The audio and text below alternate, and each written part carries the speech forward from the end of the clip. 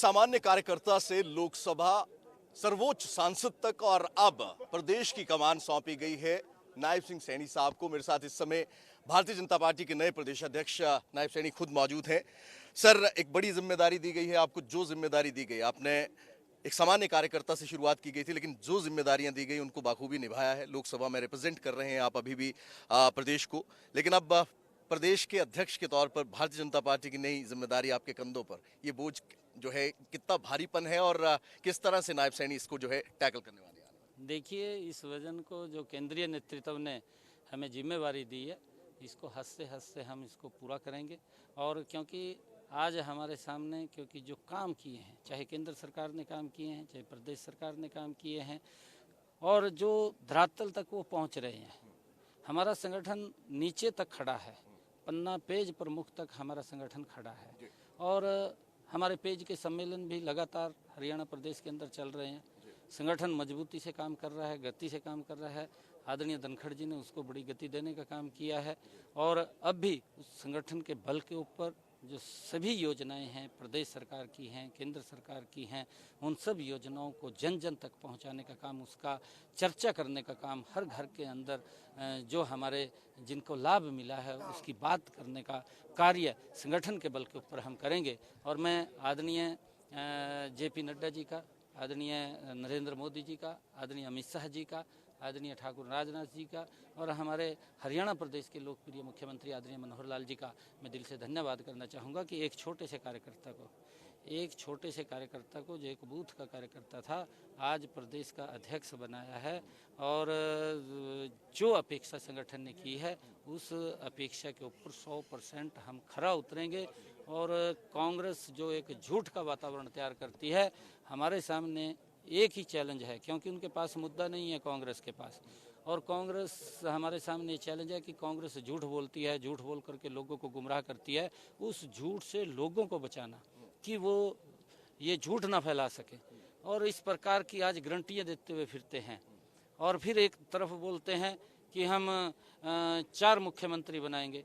अभी उनको विश्वास नहीं है, क्योंकि कांग्रेस में ही मतभेद हैं, 2 दल बने हुए, 2 धड़े बने हुए हैं, एक मंच पर इकट्ठे नहीं हो सकते। जब वो मंच पर इकट्ठे नहीं हो सकते, जिस प्रकार से पूर्व के अंदर हरियाणा प्रदेश को नुकसान हुआ है, आगे भी कांग्रेस पार्टी क्योंकि जब वो उनको लग रहा है कि हम सत्ता में नहीं आ रहे हैं, तो इस प्रकार का झूठ बोल करके वातावरण को खराब करने का वो काम करते हैं। परंतु उस वातावरण को भारतीय जनता पार्टी का कार्यकर्ता जो पेज प्रमुख के ऊपर बैठा है, जो बूथ के ऊपर बैठा है, शक्ति केंद्र के ऊपर बैठा है, हमारे मंडल जिला के अंदर बैठे हैं, प्रदेश के अंदर बैठे हैं, उस वातावरण को अब खराब नहीं होने देंगे और मजबूती से 10 की 10 लोकसभा की सीटें जीतेंगे। और हरियाणा में भी डबल इंजन की सरकार तीसरी बार। तक आप राजस्थान में बतौर सांसद, बतौर भारतीय जनता पार्टी के कार्यकर्ता के तौर पर किसी गांव में प्रचार कर रहे थे, आपको पता नहीं था कि आपको प्रदेश की कमान सौंप दी गई है, और ऐसी परिस्थिति में दी गई है कि आने वाले बिल्कुल पास में ही लोकसभा चुनाव आपके सामने खड़े हैं। कितनी बड़ी चुनौती आप समझते हैं, और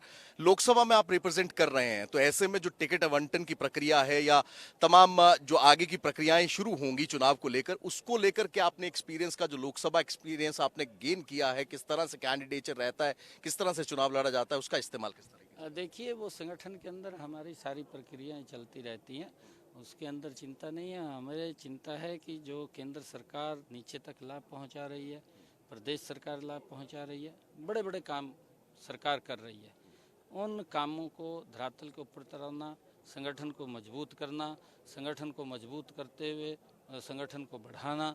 कुछ लोग अगर और भी भारतीय जनता पार्टी के अंदर जो आने के इच्छुक हैं, ऐसे लोगों को भी पार्टी के साथ जोड़ते हुए संगठन को और मजबूत करते हुए तीसरी बार आदरणीय नरेंद्र मोदी जी के नेतृत्व में और हरियाणा में मनोहर लाल जी के नेतृत्व के अंदर सरकार बनाने का काम करेंगे। विधानसभा और लोकसभा चुनावों के लिए पूरी तरह से तैयार, लेकिन विपक्ष जिस तरह से INDI गठबंधन के आने की बात कर रही है, लेकिन हरियाणा में कहीं ना कहीं अलग थलग पड़ गया। लेकिन कांग्रेस को आप सीधी तरह से चुनौती भी देते नजर आए। भूपेंद्र सिंह हुड्डा की ओर से भी आपको लेकर, आपकी नियुक्ति को लेकर बयान दिया गया, क्या कहेंगे सर, क्या जवाब देंगे? देखिए, क्योंकि उनके पास मुद्दा नहीं है।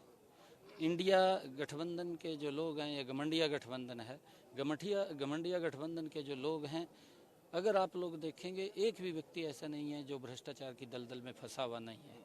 सभी के ऊपर FIR हैं, कुछ जेल में अंदर जा चुके हैं, कुछ जेल में जाने वाले हैं। एक भी व्यक्ति ऐसा नहीं है, एक से एक बड़ा भ्रष्टाचारी उसके अंदर है। अगर वो गारंटी देते हैं तो भ्रष्टाचार की गारंटी देते हैं।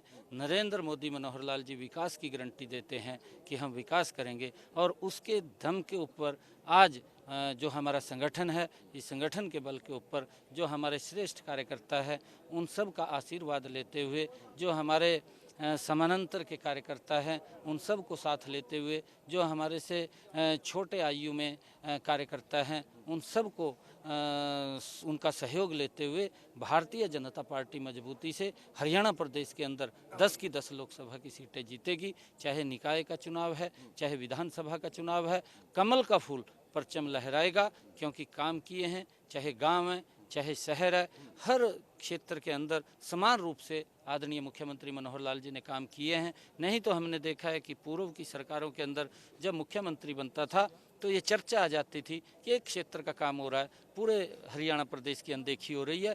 परंतु मनोहर लाल जी के नेतृत्व में हरियाणा एक, हरियाणवी एक, ये शब्द नहीं है, इसको धरातल के ऊपर उतारने का काम आदरणीय मुख्यमंत्री मनोहर लाल जी ने किया, और पूरे हरियाणा प्रदेश का समान रूप से विकास करने का कार्य इन 9 वर्षों के अंदर मनोहर लाल जी ने किया। बहुत सारी योजनाएं हैं 9 वर्ष सरकार ने हरियाणा प्रदेश के अंदर पूरे किए हैं, उन सब योजनाओं को नीचे तक पहुंचाने का काम करेंगे। आदरणीय मुख्यमंत्री जी ने जो जन संवाद के कार्यक्रम शुरू किए हुए हैं, आज स्वयं मुख्यमंत्री जी जाते हैं, मंत्री जाते हैं, सांसद जाते हैं, विधायक भी उन कार्यक्रमों के अंदर जाते हैं। मैं स्वयं भी उन कार्यक्रमों के अंदर गया, मैंने देखा है कि लोगों की जो समस्याएं हैं, बहुत छोटी समस्याएं हैं, और उनको मौके पर ही उसका निदान करते हैं। और आदरणीय मुख्यमंत्री जी की ये सोच है कि जो लाभ पात्र व्यक्ति है, जो गरीब व्यक्ति है, उस तक सरकार की योजनाओं का लाभ पहुंचना चाहिए, और वो कमिटमेंट हम वहां जाकर के करते हैं, ताकि हर व्यक्ति को सरकार की योजनाओं के साथ जोड़ करके उनका लाभ उनके घर तक पहुंचाया जा सके। आप बड़ा स्पष्ट तौर पर जवाब देते हैं। आपने बड़ी खूबसूरती के साथ धनखड़ साहब की तारीफ कर दी कि उन्होंने संगठन जो है वो जमीनी स्तर तक जो काम किया है। लेकिन जब अमूमन मैं अपना भी एक एग्जाम्पल देता हूं, अगर चैनल में भी मेरे जैसा अगर कोई चेंज होता है तो वो अपनी टीम जरूर लेकर आता है। तो नायब सैनी किस तरह से रहेंगे? अब संगठन को लेकर क्या कुछ कोई बदलाव देखने को मिल सकते हैं आने वाले समय में? या देखिए, हमारी कमेटी है जो पार्टी के अंदर है, पार्टी के अंदर बैठ कर के चर्चा होती है कौन व्यक्ति को क्या जिम्मेवारी देनी है, और वो अपनी जिम्मेवारी को बखूबी निभाता है। सभी पूरी की पूरी टीम मजबूती से काम कर रही है, और मैंने कहा है कि आदरणीय धनखड़ जी ने ज़बरदस्त काम किया है, उनका आशीर्वाद हम लेकर के उस कार्य को आगे बढ़ाने का काम हम करेंगे। आखिरी 2 सवाल आपसे सर। संगठन और सरकार के बीच में जिस तरह का तालमेल रहता है, एक बड़ा चैलेंज रहता है प्रदेश अध्यक्ष के लिए, बतौर मुख्यमंत्री के लिए, संगठन और सरकार को लेकर जनता के साथ, कार्यकर्ताओं के साथ जनता के बीच में जाना। इस समन्वय को, इस तालमेल को बिठाने के लिए नायब सैनी क्या? नहीं, देखिए, वो दिक्कत हमारे यहाँ नहीं आती, वो दिक्कत कांग्रेस पार्टी में आती है। कांग्रेस पार्टी में अध्यक्ष किसी और तरफ जाता है, सरकार किसी और तरफ जाती है।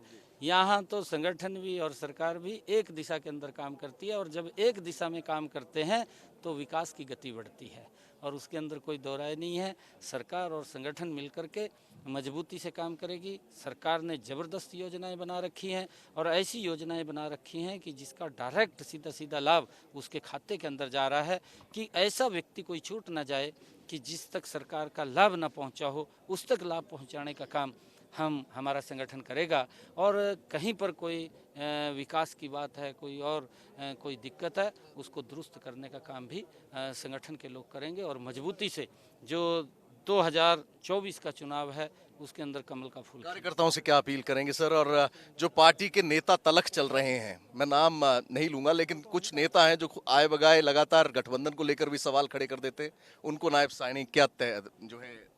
नहीं, देखिए, ये हमारे केंद्रीय नेतृत्व का फैसला होता है, और उस केंद्रीय नेतृत्व के फैसले को हम स्वीकार करते हैं, जो भी फैसला ऊपर से आता है। और क्योंकि हमने देखा है कि भारतीय जनता पार्टी ने, जब अटल बिहारी वाजपेयी जी ने एनडीए का निर्माण किया, तो तब से लेकर के भारतीय जनता पार्टी अपने सहयोगी को पूरा मान सम्मान दे करके उनको साथ रखने का काम करती है, और समय समय के ऊपर उनका सम्मान भी बढ़ाने का काम करती है।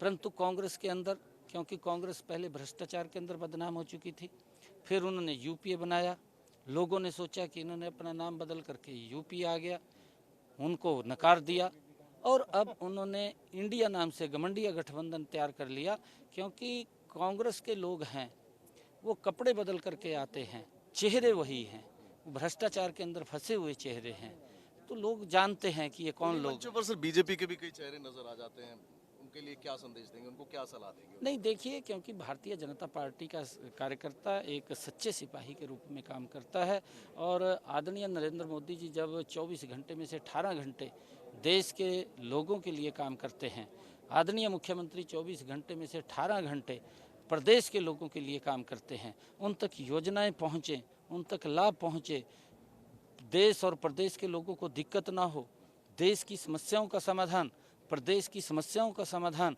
प्राथमिकता के आधार के ऊपर हमारी सरकार का है, और उन समस्याओं के समाधान के लिए सभी कार्यकर्ता मिलकर के उसके अंदर लगेंगे, ताकि आम व्यक्ति को सरकार की योजनाओं के साथ जोड़ा जा सके और उनको नीतियों के बारे में बताया जा सके, ताकि आने वाले समय के अंदर फिर 10 की 10 लोकसभा की सीटें और डबल इंजन की सरकार हरियाणा के अंदर बने। इसके लिए पूरे कार्यकर्ता एकजुट होकर के काम करेंगे। मैं सभी कार्यकर्ताओं से अपील करूंगा। इंडिया न्यूज हरियाणा की तरफ से भी आपको बहुत बहुत शुभकामनाएं नई जिम्मेदारी के लिए।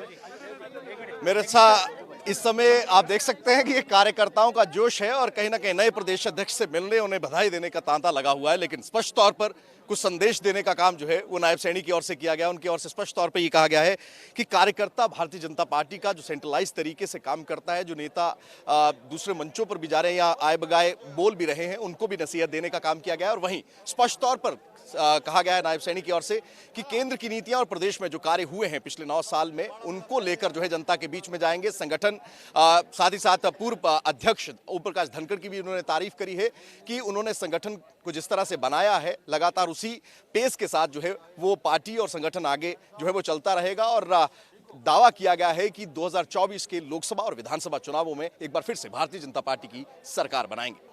कैमरा पर्सन जतिन के साथ विपिन परमार, इंडिया न्यूज, चंडीगढ़।